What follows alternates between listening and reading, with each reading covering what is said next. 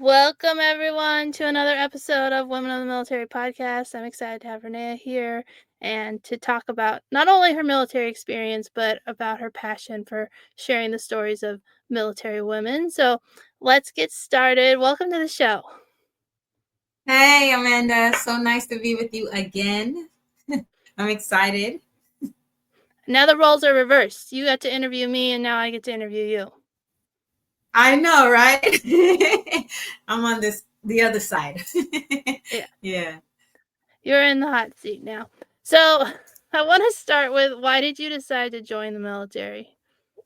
So first of all, like Amanda said, my name is Renea Jones Hudson. I'm a retired Army captain. The CEO of Beyond the Uniform. I'm an empowerment coach, and I help women, especially fellow veterans, navigate life after service. I help them with uh, clarity and confidence. And I created a framework. It's called Own It, using my Own It framework. So we're stepping into if you're launching a business or just trying to figure out who you are outside of the uniform. I help you own your story and lead boldly into this next chapter. So why I joined the military? The correct answer is I joined to go to college. Right? So that was my whole mission. I joined when I was 18, and being an immigrant, I wanted to have the college experience like I'd seen on TV when I was in Jamaica. And so it was just my only purpose and mission at that point. So that was the main reason for me joining the service. And it's just, evolved since then. That's awesome. So you joined for college, but you enlisted right out of high school. Right. I was 18, yes, right out of high school. I was actually in the delayed entry program. So I signed up before. Yeah. And then left it was after my 18th birthday that I left.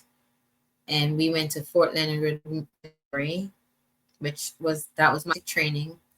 Not the best duty station in my opinion. Yeah, especially being from the islands, moving into a cold. I felt like I was in a freezer, but that's a whole nother story about that experience. So that's where you went for basic training? Basic Is that training, yeah. okay? And it sounds like it was cold, so it probably wasn't summer. What time of the year was it? November, December. It Yes, was it cold. was freezing. Yes, It it was reminds me of definitely an experience.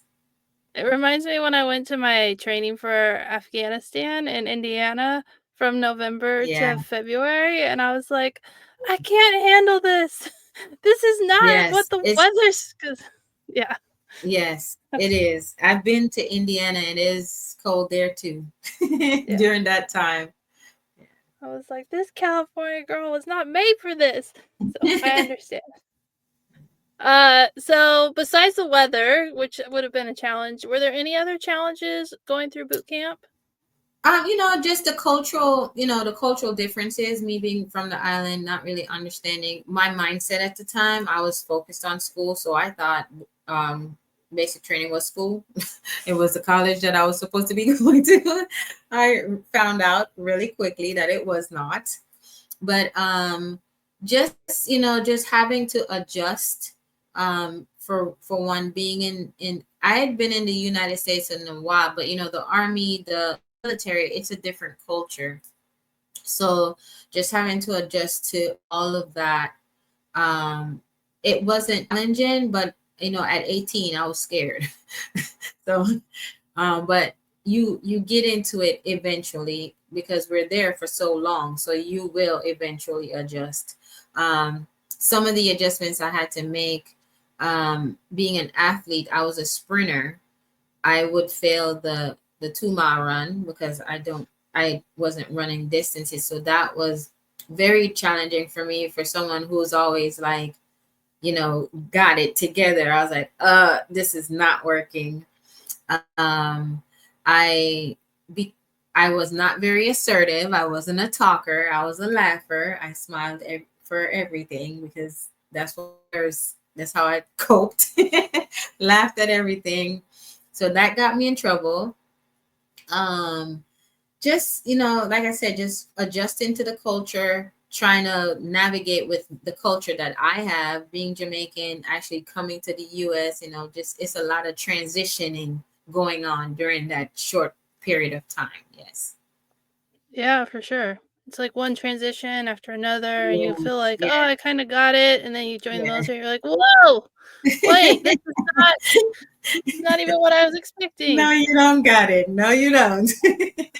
Yeah. And then what was your career field that you picked? Or So did when you pick? I was a preventive medicine specialist. I started out as that. It was 91 Sierra, then it got changed to 68 Sierra, but it was preventive medicine, like the equivalent to a health inspector, a public health inspector. So that's where I started, but then I transitioned to the officer corps, and I was a logistics officer afterwards. So how long were you in the enlisted ranks before you switched to officer? I served for 13 years as an enlisted. So I was from E1 to E7, and then I transitioned from there. Did 8.5 as an officer. So you like what was that experience like? Because that's a lot of time to be in the military. I mean, over 10 years enlisted. So what was that Yeah. experience like? So I actually enjoyed my enlisted time. It was, looking back, I did a lot. I learned a lot. You know, got through a lot too. Um, I was very competitive anyway. So I was always trying to do level up. I was always leveling up. I max PT, I was always aiming to do my best. And I feel like that's what the military was for me. It allowed me to just challenge and um exceed standards that even I didn't know that I could do. So it really help shape who I am today, challenged some of the things that I thought I couldn't do. I love that about the military because it does shape you into becoming a leader, into being a leader. You're forced to lead, you know, at any point in your career. You're forced, even in basic training, you are given leadership roles. You have to take Right. charge. So the discipline, the structure, all of that. So if I'm looking at it from a grand scheme, my and that it's not all fairies and butterflies, but overarchingly, it was a great experience. It was a good experience. Obviously not all bad, because I'm here to talk about it today. I didn't die, Right. so I'm here to like share all of that, with our audience.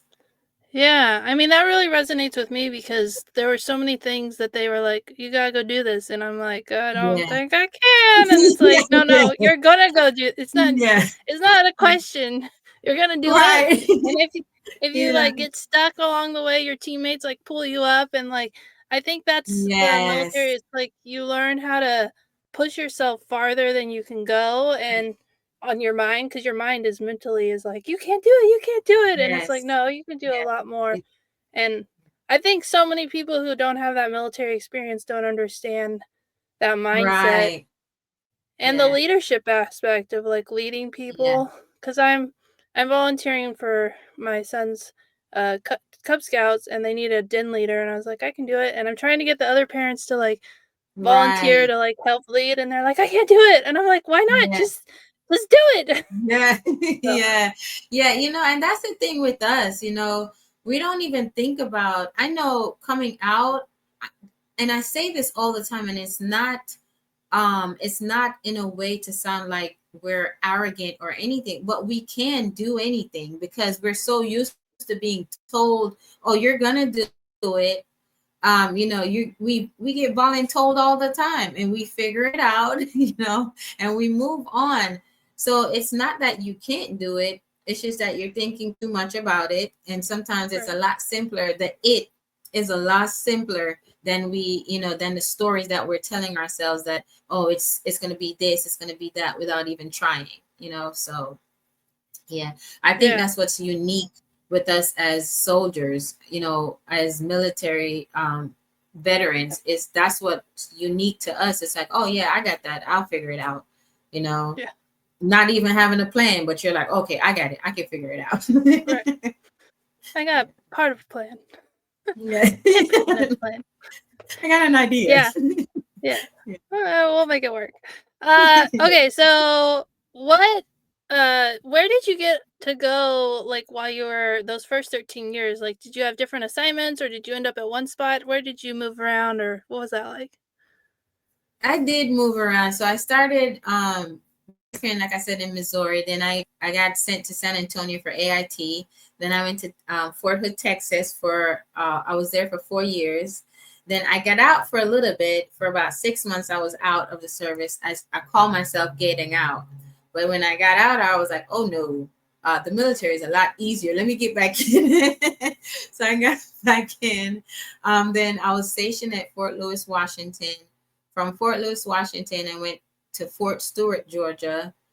From there, I actually was in the Army nursing program, and I didn't complete that because I ended up getting sick. That's when I got diagnosed with ulcerative colitis, and that just changed the trajectory of where my career went, um, because I was going to be a nurse.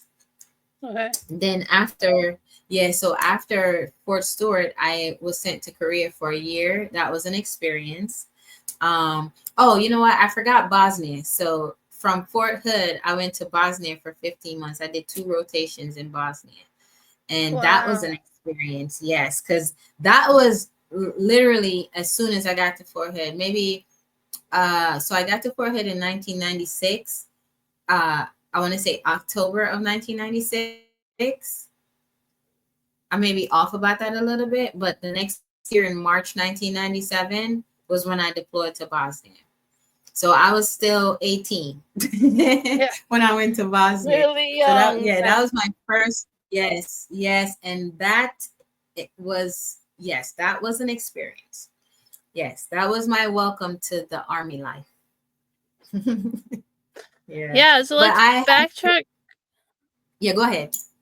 Let's backtrack a little bit to Bosnia, because I think a lot of people think, like, oh, in the 90s people didn't deploy because there was nothing Yeah. going on. But then if you like dig into there was so much going on. It's just that the general Yes, public. there is. Yeah. Yeah. So So, we call those mutuas, like military operations other than war, that, a mhm, lot of the population, you don't really learn about that, because right. soldiers are going places every day. Like we're in so many different places, most of which are not talked about because they're not combat related. But yes, so Bosnia, that was a piece. It was big at the time, but it was also a supposed to be a peacekeeping mission for us. So yeah, like I said, I went there from 97 to 99 total. And Bosnia, the first I think 9 months I was at Blue Factory. That's what it was called, Blue Factory Garden Base. And that was really nice. That was different. We came through Hungary. We went through Hungary, and then we drove into Bosnia. And just being there, like, of my so as an immigrant, I flew over here, so flying and all that wasn't different. Just being in a different country other than the US was different for me. And but it besides the fighting, besides what we went there for, it was beautiful, because as a preventive medicine specialist, we had to go to every base camp to inspect. Everywhere there were soldiers, we inspected those facilities, the food, their living conditions, all of that. So I got to travel in and around the country. So Yeah, that sounds like a really cool experience. And yeah. I mean, you were, like, 18, 19 years old and, Yes. like, wow.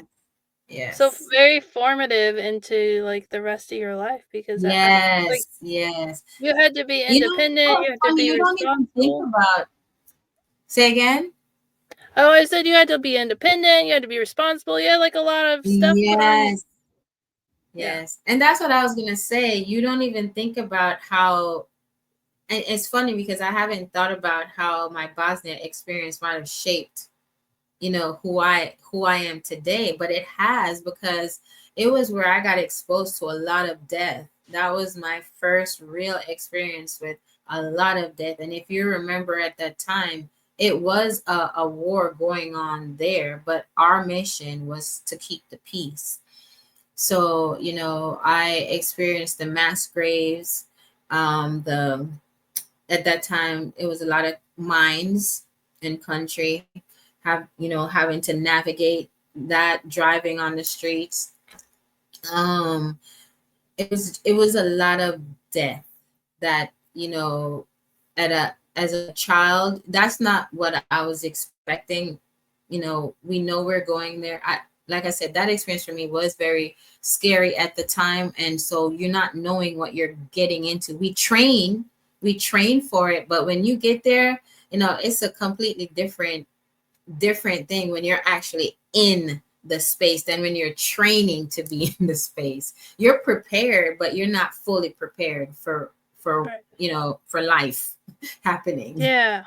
Yeah. Yeah, I mean, that's the same like our training for Afghanistan. It's like we went Yeah. on missions, Yes. in Yes. Indiana, and it was Yeah. like it wasn't the same because when Yeah. we did like the IED training, we were like driving Yes. so slow and looking, and then you get Yes. to the Yeah. country, you're like, we cannot drive that slow. We have to actually Yeah. You move to get where cannot. we need to go. Yes. Yeah. You And gotta you so, gotta yeah. step on the gas. Yeah.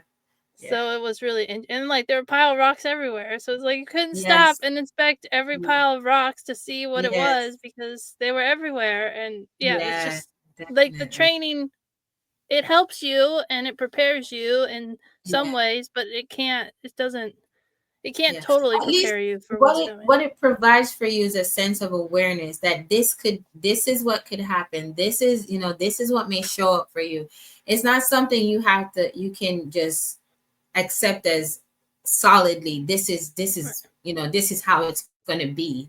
No, it just gives you an idea. Okay, here's what you can kind of expect, and here's how you can navigate the challenge when you get there. You might have to adjust, Right, and we're good at adjusting. We're good at regrouping and doing something else, coming up on the fly with a what is the word, a solution. COA? Yeah, a solution. Yep, Yes. yeah. Yeah, so that sounds really interesting. And then it also sounds like you moved a lot of different places, so you had like a lot of different experiences in that. Yeah. So I'm gonna jump to your nursing. So you were going to like a through a program, and then you got really sick, and then they were like, and now you're going to Korea. So like that's a Yeah. lot to deal with all at You one know time. what? And it was nursing the going through the Army commissioning program for the nursing. It was stressful.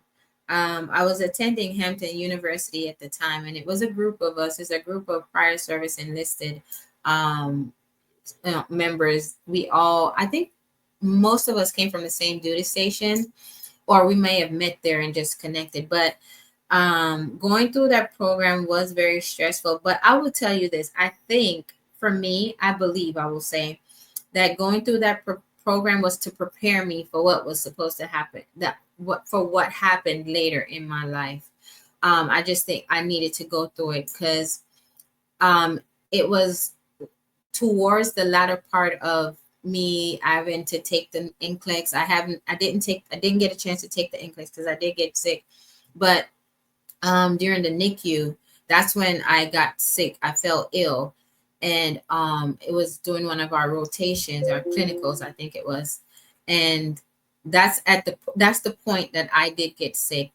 But I was able to experience the NICU a little bit. Why I say that is because fast forward to when I'm 37 years old, my daughter is born 3 months premature. So, and she was in the NICU for 3 months. And, but I was so poised. I felt like because I kind of understood, or I'd been in that situation before, now I'm like immersed because it's me going through. So, understanding all of that, the connection, and it helped me because mentally I had some kind of idea of what to expect. But yeah, so getting sick, I was diagnosed with ulcerative colitis in 2000.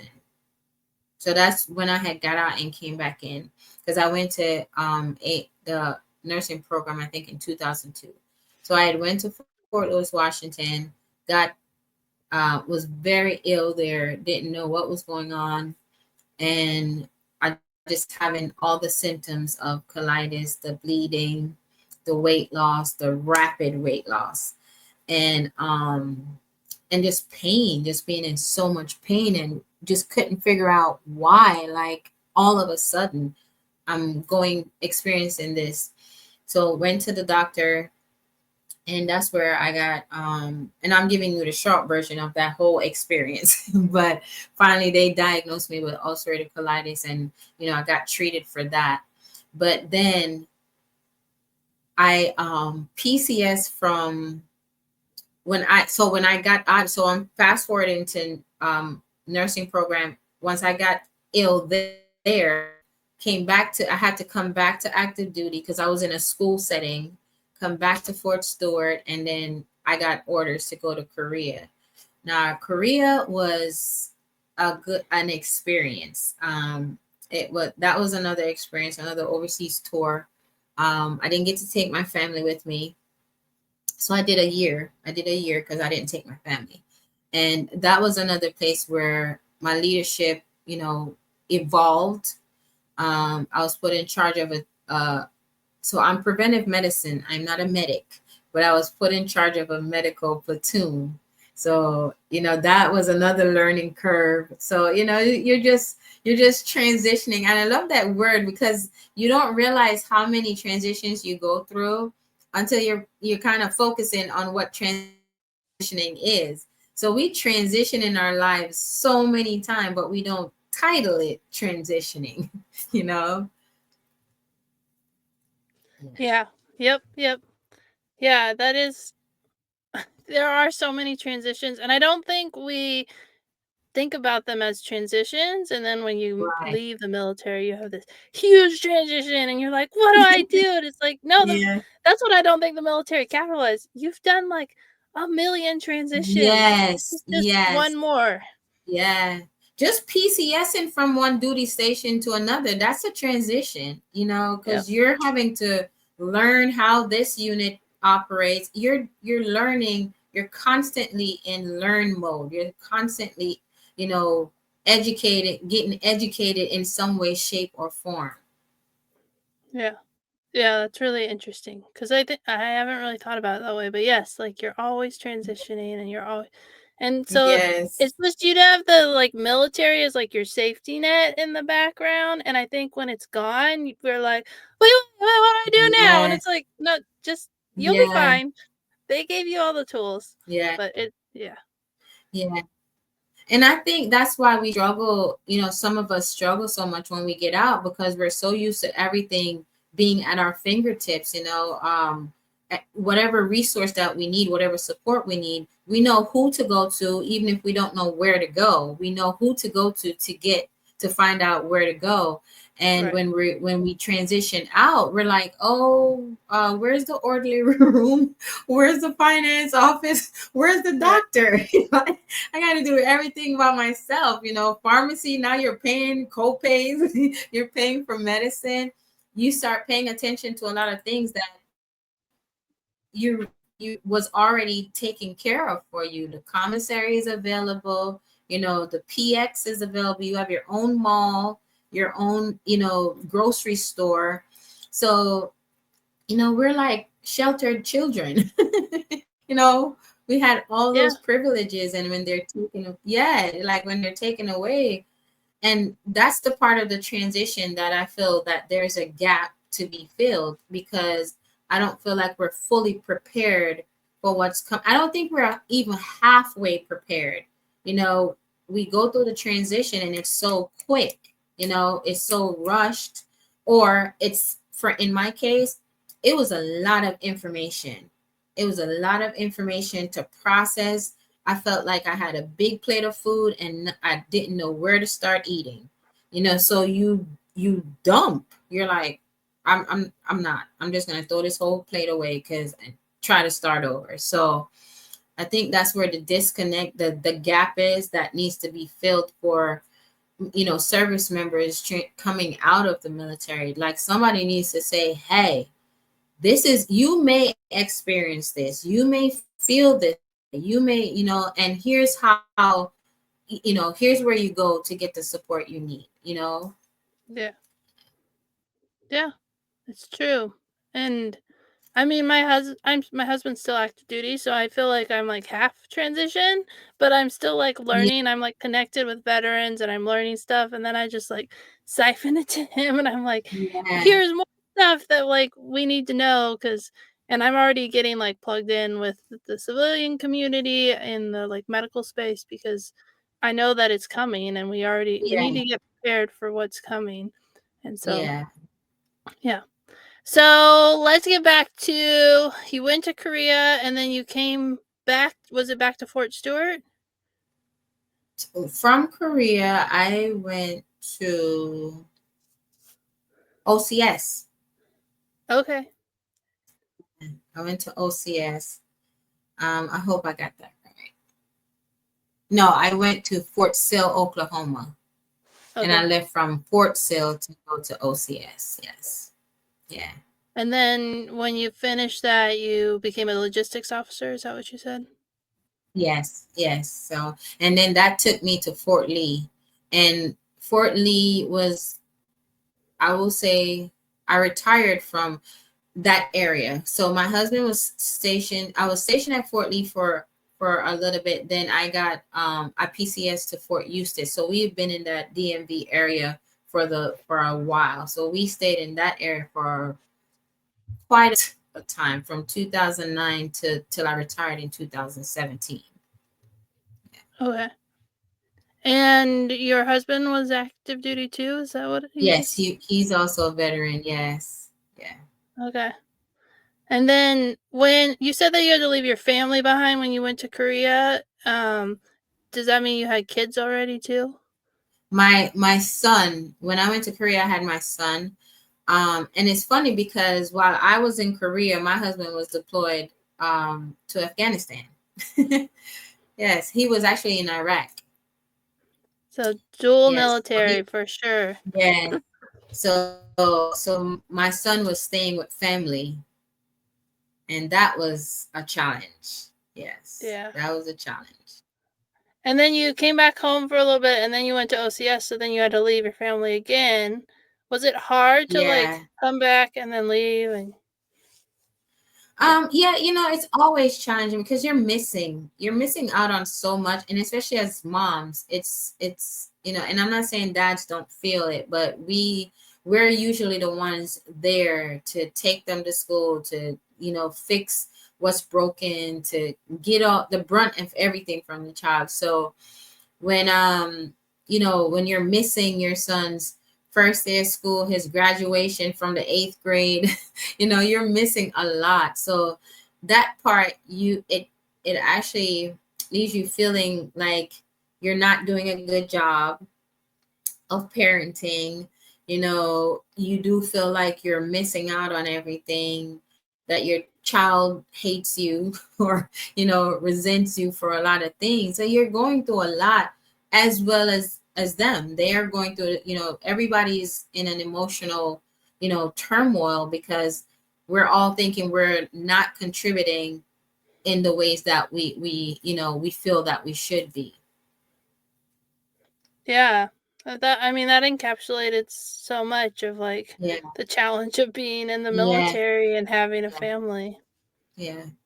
Yeah, and Yeah. being dual military, it's tough because at any time, like you see, we can both be gone. So now we have to activate our family care plan because that's exactly what that is, you know. Yeah. So Yeah, I mean, I've talked to enough dual military couples to find out that it's not like a random occurrence, especially during the like post 9/11, yeah, everyone was deploying yeah, all the time. It was people activated their family care plans left and right because they had yeah. to, because that's just how it Yeah, you're worked. hoping you And don't have to, you know, but you do have to. And sometimes it's not even about deploying while you have to activate it. Sometimes your garrison mission calls for you to activate your family care plan. Because my husband started out as a field artillery, and then he transitioned to avionics. So with field artillery, he was always in the field, you know. So you know, at that, you still had to have a solid family care plan, you know, in place. yeah, yeah. That's a lot. Man, it's so hard. It's like crazy to hear what people have gone through and the sacrifices that people make to serve in the Hmm. military. And like you said, Yeah, it was a great experience. You got a lot from it, but also it requires a lot of sacrifice and a lot of hard work. And yes, yeah, yeah. And you know, like, I really love our community because we understand the language.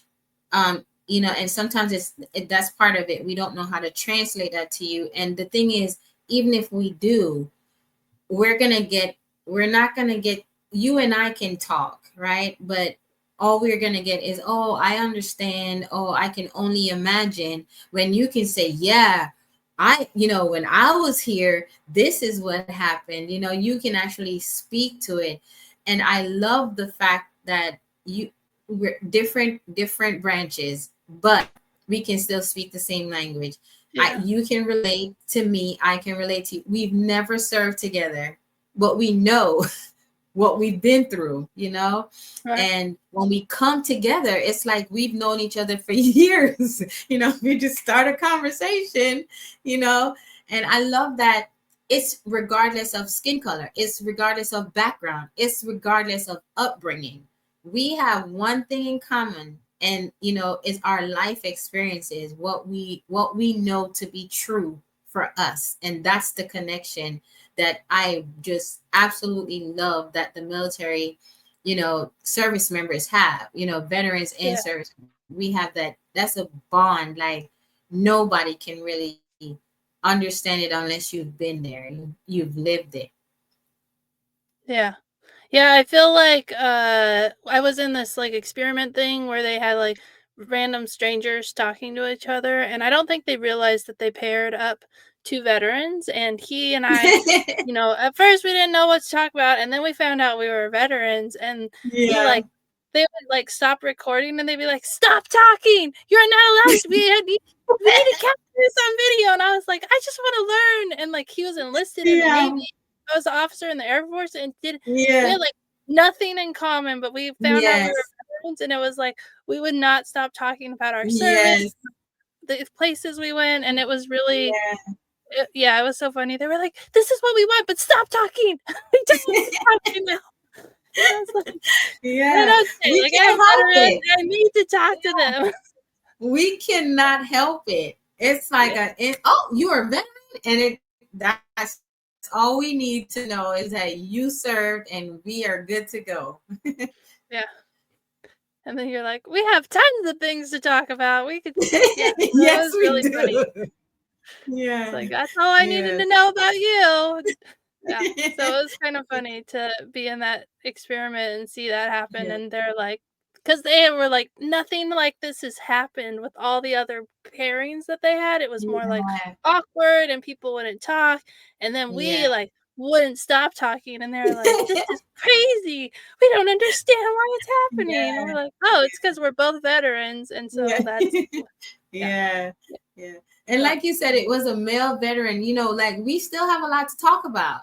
You and I mhm, have different conversations together as women, but then when we start talking to a male veteran, it's another conversation. It's, you know, because like I said, the we know the language, we culture, and that's what pulls us together anyway. But even within that, as women, we have a different experience from our male counterparts. Yeah. So there is a lot to talk about. So Yeah. much, so many experiences to swap, yeah, I just love it. Yeah.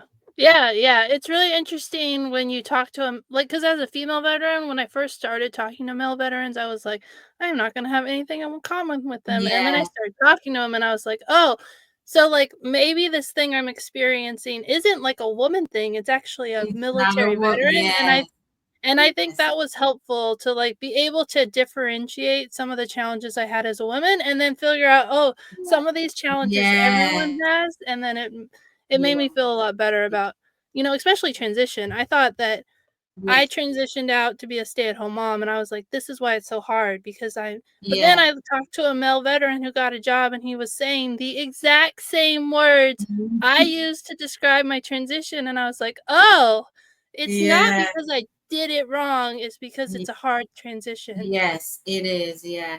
And I was going to say that when I first started, when I first transitioned too, I, I started my company based on my experiences as a female veteran. And I'll put it to you this way. I had, I had group therapy for PTSD. I had group and individual therapy for PTSD. But in every space I went to, Amanda, I was the only female. And that has been a thing for me throughout my career where I'm the only female. And so I started experiencing that again. I went to group and I was the only female in the group. So I pulled back because I'm like, Mhm. I'm the only one here. Nobody's gonna want to, I'm surrounded by 11 other guys. I'm the 12th man, you know. So for like 4 weeks into the group, I didn't say anything, but listening, kind of like you had the realization, oh, okay, so we're all experiencing this, but like you said, you differentiate, what are female issues, and and it from the grand scheme. So I was very insecure about that. Not so much insecure. Yeah, I was. I didn't intimidated by being the Mhm. only female, seeking therapy. What are you going to think? I'm an officer. There's so many things that played. I'm a leader. I should, why am I here? I should know how to manage this. People are going to think I'm crazy. I think I'm crazy. So much going on. But that was a good experience. And, um, even going into the treatment, I didn't even want to do that. It was because of an experience why I said, you know what, let me go ahead and get help because I don't want my kids to be afraid of me. Because I'm having these outbursts, because and it's uncontrollable. You don't know when it's coming. You Yeah. don't know what's going to trigger it, when you're going to be triggered, how you're going to be triggered. And that was scary because it wasn't something you controlled. It was like any little thing, anything and everything, could be a trigger. So Yeah. yeah. Yeah, in May, I talked about mental health with Tab, and your PTSD is like I haven't met anyone who, like, has such a similar, like, because I went for my kids because it was the same thing. I would lose Yeah, control, and I, like, couldn't, and now I know what my triggers are, and actually, yeah, one of them's traffic, and I was driving my kids somewhere, and we got boxed in, and I, like, freaked out, and I was like, "You know yeah. that I'm just Oh my reacting," god. like, and he Yeah, was like, "I know, mom, you're just being crazy." But, like, at yeah, least I could, like, articulate, and he wasn't scared, he was just like, "Mom's in traffic, she's freaking out." That's like, yes. "Do your meditation, lady." You know, Yeah, trying to because choke traffic me is a down. trigger for me too. Yeah, Traffic is a well, it was trigger just for me funny. too. He's like, "I know, Yeah, mom, you're just freaking out, like, this is normal," but it was just kinda funny because I have the tools to, like, talk to him and explain, like, what yeah, happened and why it freaks me out, and so because I was, yeah. like, worried about him in the back, and he's like, "I know, this is old stuff." He's like, "We'll Yes, get out of the yes. traffic, we'll be fine." It was just funny because he was, like, in the back, he's 11, and he was Yeah. like, "I know." this is just who you are, and I'm not freaked out because I know Yeah, this is, like, part of, like, your mental health challenge. Like, yeah, I mean, I wasn't as crazy as I have been in the past, but, like, and I recognize, like, "Oh, I'm yeah, spinning out of control," and so then I yeah, was like, "I'm losing my mind because of this," and he yeah, was like, "I know." And it was kind of funny, and it, like, helped ground me because he was just like, yeah, instead of him, like, freaking out and then, like, yeah, reacting and then making me react more, he was just like, "Yeah, mom, whatever. I'm not freaked out. yeah. This is just our life." So Yeah, yeah. And that's good when, they can understand and they're not afraid because like you right, said, they can help you through it. They understand what you're going through and they know how to support you with as opposed to, you're overreacting or you're reacting right, based on a trigger and they're scared. Yeah. right. Yeah, that was, like, my main concern because I knew that we were safe, but I was like, I couldn't stop my reaction from Right, happening, right. and I was able to, like, ground myself enough to, like, communicate with him, and then he Yeah, was, like, really helped ground me because he's like, "I know, whatever, lady." It was yeah. just really You know funny. what I would say to before I moved to when I moved to Georgia, the traffic here was a really, really, really bad trigger for me. And it's like I found myself having to do so much before I got on the road, preparing myself mentally, like just literally self-talk, breathing.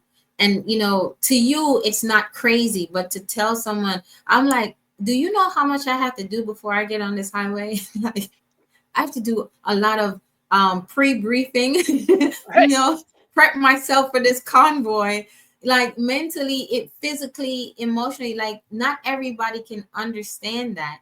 I mean, you may right, understand what I'm saying, but you don't know what I'm feeling, what I'm really talking about. So Georgia, it really took me a while to just really get used to the traffic, to really not be so hyper vigilant. yeah, I was even driving and like doing all of it was crazy. So like just dodging stuff, every little thing was just like that for me. But yeah, yeah.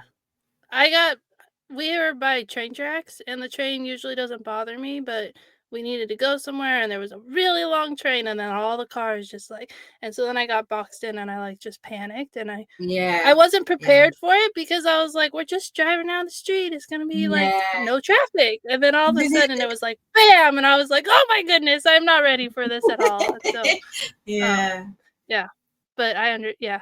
I mean, I avoid, like, busy parking lots, and I'll just park yeah, far, far away because I'm yeah, like, "Don't wanna deal with that stress yeah. today." You know? Yeah. So It's funny a lot of the things that we do that people don't see that we do, right, like, some things I tell people like sitting so I can observe all the doors. I didn't even know that was a thing, but I started doing that.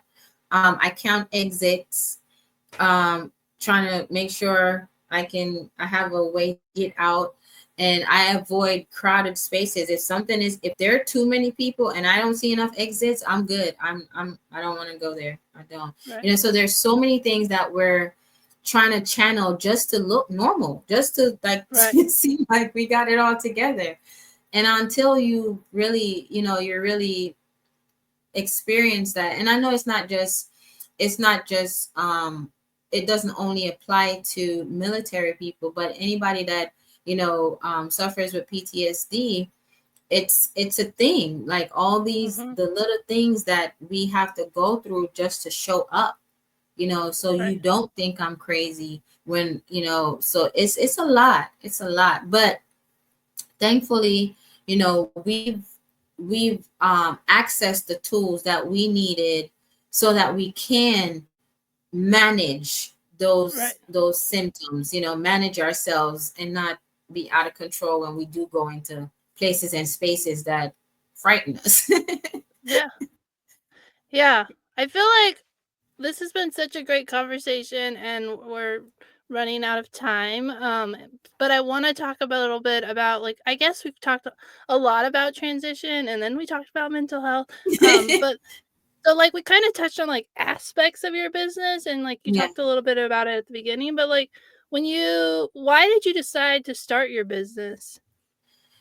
So, like I said, it was mainly because I just felt like I didn't have a I didn't have a lot of support. I didn't know where to go get help. And I was experiencing all these feelings, and PTSD was one of them that really hit me hard, and I really felt isolated. I felt like I was the only, right? And like I said, it took a bad experience with my daughter for me to say, no, I'm not going to do this.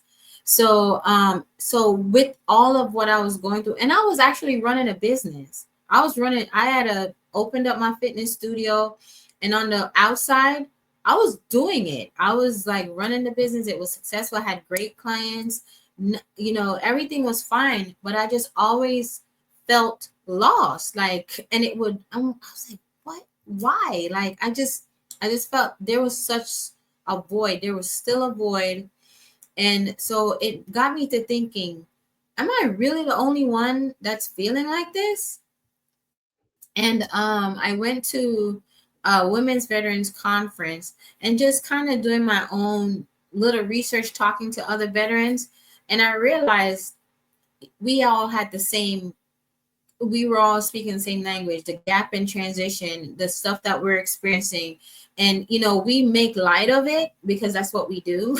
Right? We talk about it, we joke and like, yeah, but it's really serious. That's just how we're coping, because we're literally really trying to feel out, okay, is Amanda feeling the same way? But I'm just going to joke about it and see if I can get Right. a response, so I don't feel like I'm the only one.